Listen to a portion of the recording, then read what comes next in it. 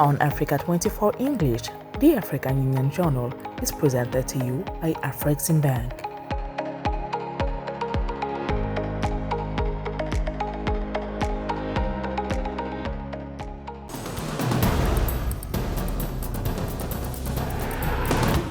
Ladies and gentlemen, welcome to another edition of the African Union Journal, devoted to policies aimed at making the mining sector a real driver for socio-economic development. In the bit through reports and analysis, we will be looking at strategies for improving the mining sector in Africa.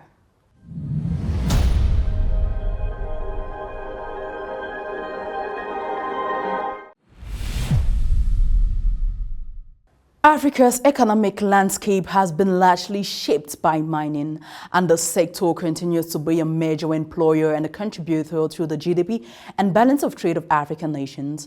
With 30% of the world's mineral reserves, Africa's accounts for 40% of gold, 70% of cobalt, 60% of manganese, 25% of bauxite, and around 15% of copper. However, exploiting the full potential of these resources requires strong regional cooperation, harmonized regulations, and collaborative efforts on the part of government, private sector players, and communities. Details of these reports with Sarah Yemele. Africa is endowed with a wealth of mineral resources, including gold, silver, copper, uranium, and cobalt. These minerals are essential to manufacturing processes around the world. The continent accounts for 30% of the world's mineral reserves, and demand is expected to increase sixfold by 2050. In sub-Saharan Africa, the mining sector is a major economic driver with a value of more than $108 billion in 2023. On average, the sector accounted for 10% of GDP in the 15 most mineral-rich countries in the region in 2021. However, in countries like South Africa, the mining sector faces a number of major challenges, including depletion of oil grades, loss of resources, environmental degradation, and social problems. Just to give you round numbers, I mean, we did around 6 billion rand of exploration activity, going back to 2007, 2006. We're now sitting around 1 billion per year. It's a very, very low number, and it's again, for a sustainable mining production in South Africa going forward, we need to unlock that exploration activity. We have all of these resources underground, but we're not making full use of that. Home to abundant mineral reserves, Africa accounts for 40% of the world's gold, 90% of its chromium and platinum, 70% of the world's cobalt, 60% of manganese, 25% of bauxite, and about 15% of copper. These resources are essential to the development of greener technologies and infrastructures on a global scale. According to African mining ministers, there is a need to strengthen continental cooperation in areas such as mineral extraction, value creation, infrastructure development, and trade. The role of government is to facilitate from a legislative, from a policy framework, and from all these other aspects, such that the investor can then do what they do best in terms of mining and making sure that they can take the finished product to market. Africa's mining sector is at a crossroads, with its vast mineral reserves poised to fuel the development of the continent and the planet. However, unlocking this potential requires strong regional cooperation, harmonized regulations, and collaborative efforts from governments, private sector players, and communities. Il faut que l'État ne soit plus consigné à ce rôle de collecteur de taxes et d'impôts. The state needs to do more than just collect taxes. It needs to play the role of an economic operator through national-private-public partnerships with the country's oldest players to really move in this direction. In this case, we will be at the service level. Let me remind you that 80% of mining operations are held by the services, whether it's laboratory analysis, mining drilling, or fuel supply, for example. So there is a whole range of services that could greatly benefit the national private sector. Donc c'est tout un tas de services qui sont là et qui pourraient beaucoup profiter au secteur privé national. As the world shifts towards clean energy solutions, demand for these resources is expected to grow rapidly. For example, BHP Billiton predicts that the global demand for copper will increase by 70% by 2050 compared to 2020. Given Africa's significant share of global copper and other critical energy mineral reserves, the continent is well placed to develop sustainable initiatives and projects. Authorities in the Democratic Republic of Congo hope to conclude a dual strategic agreement with the United States by the end of June 2025 on one, investment in the country's crucial minerals, and the other aimed at diffusing the conflicts in the east of the territory where Rwandan-backed M23 rebellion is raging. A report on these takes by Sarah Yemele. Discussions surrounding mining development in Africa seeks to maximize economic benefits for African countries while integrating social and environmental dimensions. It is within this framework that the Democratic Republic of Congo and the United States are currently conducting intensive negotiations to establish a strategic partnership focused on the exploitation of critical minerals. The two countries are expected to finalize an investment agreement by the end of June 2025.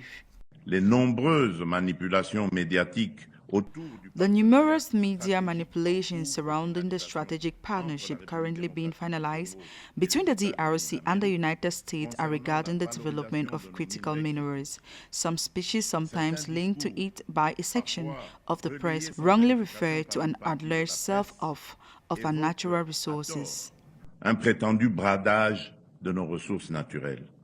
The proposed agreement aims to encourage U.S. investment in the Democratic Republic of Congo's strategic minerals while supporting efforts to end the rebellion in the eastern part of the country, fueled by Rwandan-backed groups. Moreover, the agreement will provide the DRC with a major opportunity to diversify its international partnerships, reducing its dependence on China, which currently dominates the exploitation of its vast mineral resources. Nous avons abordé plusieurs sujets. Notamment le développement. We discussed several areas, including the development of trade relations between the United States and DRC. You've heard about the minerals agreement. We've reviewed the DRC's proposal, and I'm pleased to announce that the President and I have agreed to follow up on its development. D'annoncer que le Président et moi avons convenu d'une voie à suivre pour son élaboration.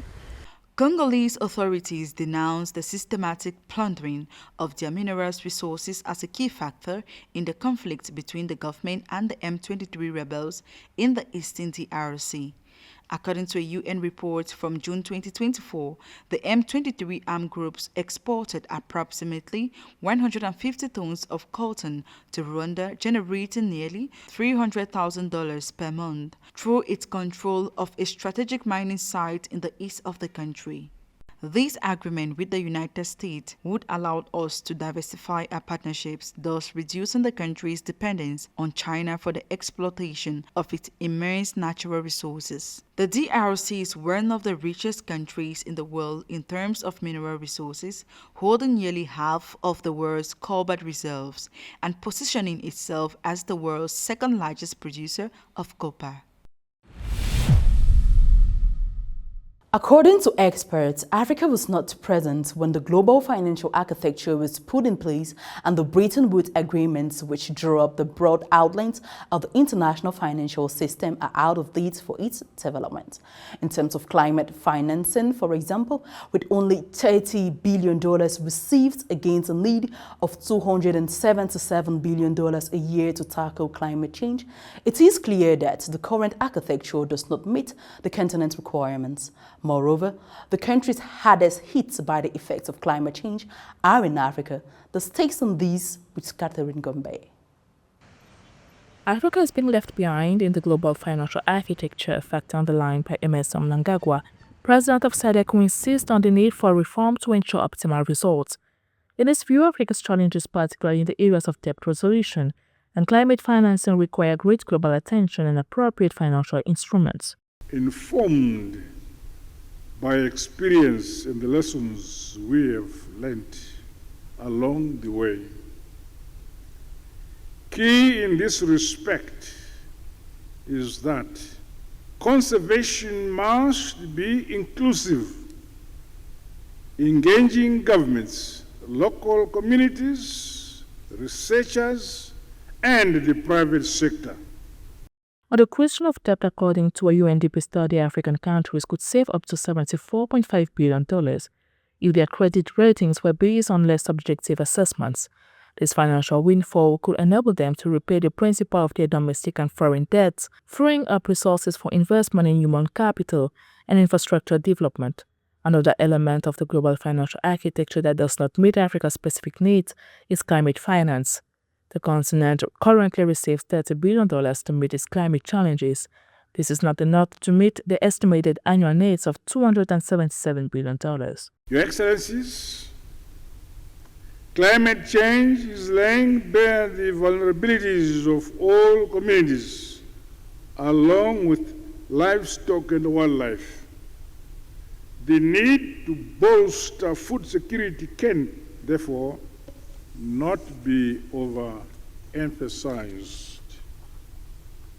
The importance of adequate water provision to cater for animals in their habitats will also go a long way in preventing encroachment into our communities. For Emerson Mnangagwa, there is a need to unlock private capital for development, as public finances alone cannot fill the continent's investment gap, estimated between $100 and $150 billion a year. By the same token, robust and responsive socio-economic models must be developed so that the financial benefits of this sector accrue to broader aspects of grassroots development, while at the same time building resilience and empowering communities within our countries. With a view to unlocking the continent's transformational potential, the African Development Bank believes it is crucial to close an annual financing gap of around $402 billion by 2030 and recommends prioritizing investments in education, energy productivity, enhancement, and infrastructure. On to regional news this week, reported by Catherine Gombe in East Africa. Climate alert rises with 7 countries hit by record temperatures. Claver Gatete calls for coordinated action to increase the visibility of African brands.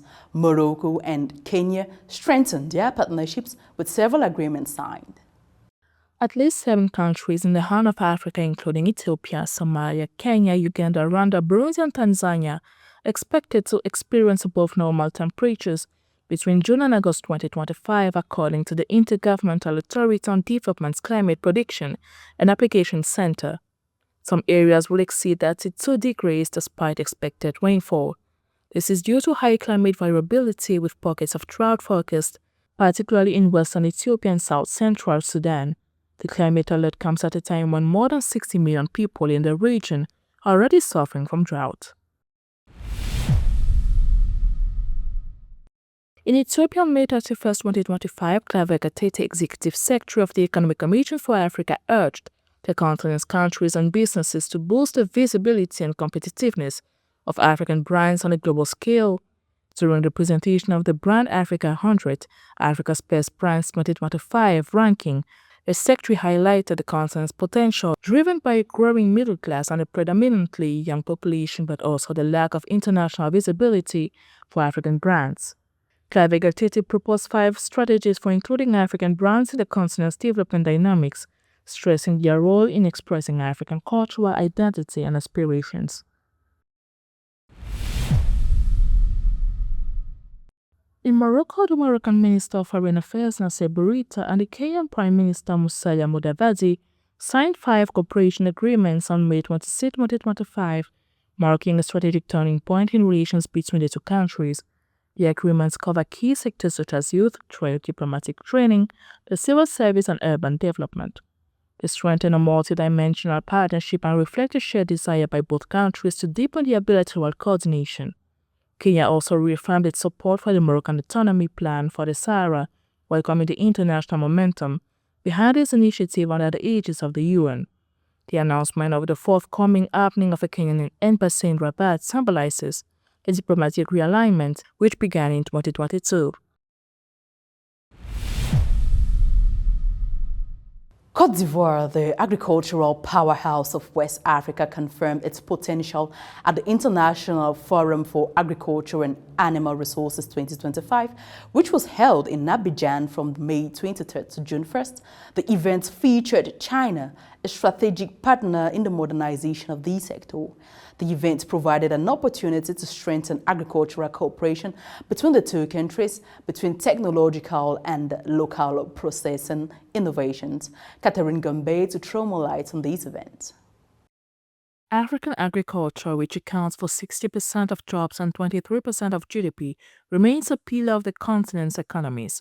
Against this backdrop, the Salon International de l'Agriculture et des Ressources Animales, SARA, held from May 23 to June 1 in Abidjan, confirmed Côte d'Ivoire's potential as a regional agricultural powerhouse. As a guest of honor, China strengthened its cooperation with the West African country, focusing on innovation and local processing. Côte d'Ivoire's Minister of Agriculture, Kobenan Kwasi Adjumani, hailed this strategic alliance in the service of modern, sovereign agriculture. The choice fell on the People's Republic of China, a vast country of 9.6 million square kilometers, of which only 10% is arable land, compared with 60% for Côte d'Ivoire. Yet with just 7% of its land arable, China is facing the incredible challenge of feeding nearly 1.4 billion people. De nourrir une population de près de 1,4 milliard. China and Côte d'Ivoire have built an agricultural partnership marked by solid technical and economic exchanges. The Guigui Rice Growing Center, with its high-yielding varieties, is a concrete example that has significantly boosted local production. In addition, Chinese investment in cocoa, rubber, and palm oil processing is helping to add value to Ivorian products and strengthen local value chains. China and Côte d'Ivoire enjoy a true friendship based on sincerity, mutual trust, and win-win cooperation. The Salon International de l'Agriculture et des Ressources Animales SARA, the largest agricultural event in West Africa, is of major importance. Aware of this, the Chinese government is taking a keen interest and has mobilized significant resources to play an active role. During China Day at SARA 2025, Sino-Ivorian cooperation took a strategic turn.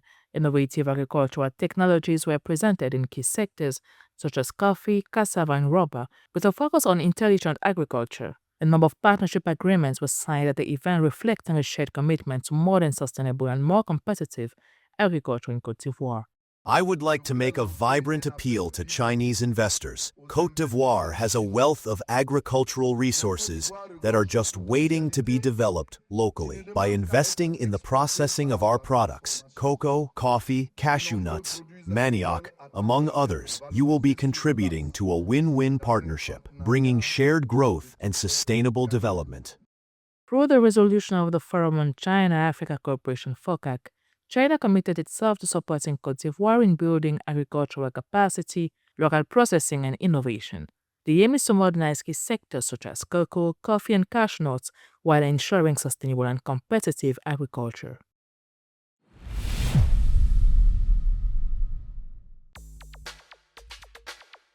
The 27th Africa Energy Forum will be held from the 17th to the 20th of June 2025 in Cape Town, South Africa. This major event will bring together some 6,000 stakeholders from the African energy sector to discuss the energy transition, sustainable investment, and access to electricity. The objective is to support the growth of renewable energy and accelerate the continent's decarbonization. Amid an 80% increase in clean energy investment over the past 5 years, Africa aims to increase its renewable energy capacity by 2030, reaching 300 gigawatts and providing access to electricity to 300 million people. The Africa Energy Forum is positioning itself as a strategic platform to transform this momentum into concrete actions. From the 23rd to the 28th of June 2025, Abuja, Nigeria will host the 32nd Afreximbank annual meetings, one of the largest economic events on the continent. More than 6,000 participants, including head of state and economic leaders, will discuss trade and development issues in Africa. Under the theme Building the Future on Decades of Resilience, this edition will focus on the AfCFTA and African economic prospects in an uncertain global context. Nigeria, a key partner of Afreximbank, hopes to strengthen its cooperation with the institution, which has already invested $52 billion in its economy. From June 26 to 28, 2025, Lomé, the capital of Togo, will host the Mansa Conference, a Pan-African event dedicated to unity, sovereignty, and responsibility. Far from symbolic rhetoric, Mansa intends to lay the foundations for a concrete transformation of the continent driven by its own values. 140 years after the Berlin Conference, this forum will bring together decision makers, thinkers, entrepreneurs, and members of the diaspora to rethink African political, economic, and social models.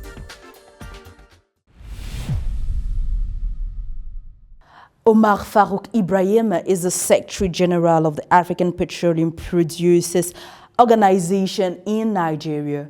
He led the coordination of oil policies in Africa, promoting cooperation and sustainability. His visionary leadership and commitment to transparency and governance strengthen the African oil industry, supporting regional development and economic prosperity. Who is Farouk Ibrahim? Answers with Fadmania.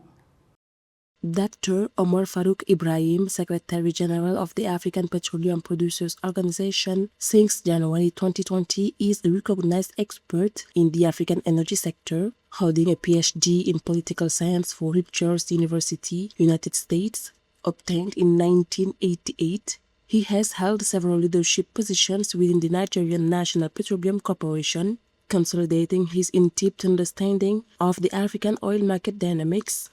His strategic vision aims to enhance cooperation among producing countries in line with Africa's energy transformation. Today, the global energy industry, especially for the African continent, we have come to the realization that no one African country has all it takes to be able to address the new challenges that energy transition has posed to the African oil and gas industry. But when we come together to work on addressing these challenges, we have everything that it takes to be able to address the challenges. Exploring strategies to ensure energy security, Ibrahim actively works to strengthen Africa's position on the global oil stage, rooted in a vision deeply entrenched in the continent's realities. He believes that recentering the use of African resources to serve African populations is not only a moral imperative, but also a key aspect of sustainable development and energy autonomy. 600 million Africans don't know what electricity is about. Nearly 1 billion Africans don't have access to modern energy for cooking, etc.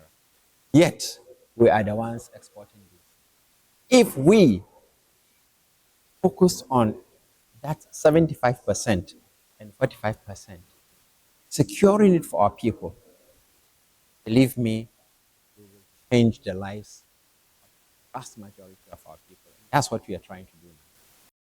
Former governor of Nigeria, a leading oil-producing country in Africa, at the Organization of the Petroleum Exporting Countries, OPEC, based in Vienna from 2015 to 2020, and a board member of the gas organization based in Doha, his expertise has enabled him to effectively engage with international institutions. His strategy also includes promoting investments in renewable energies, anticipating the global energy transition, while supporting economies dependent on black gold. You might be aware that we are establishing the Africa Energy Bank. It's the first truly indigenous development financial institution on the African continent. But this was conceived on the African continent, and it's been born on the African continent. While we are open to financial shareholding from others, it is not every dollar that we want. Before you bring your money, you must share our vision that oil and gas has a role to play in the for the foreseeable future on the global oil, at least in Africa. Before venturing into the oil sector in 2003, Dr. Ibrahim worked in the media, where he served as a managing director multiple times and as the former managing director of the government-owned press house, the New Nigerian Newspapers, between 1999 and 2003. He then spent 7 years from February 2003 to December 2009 as the head of the Public Relations and Information Department and a senior member of the Secretariat at OPEC in Vienna.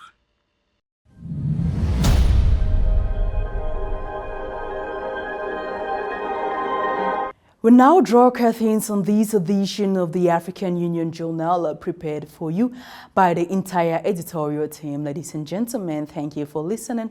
You can find latest updates in Africa on our website, africa24tv.com, and on the application MyAfrica24.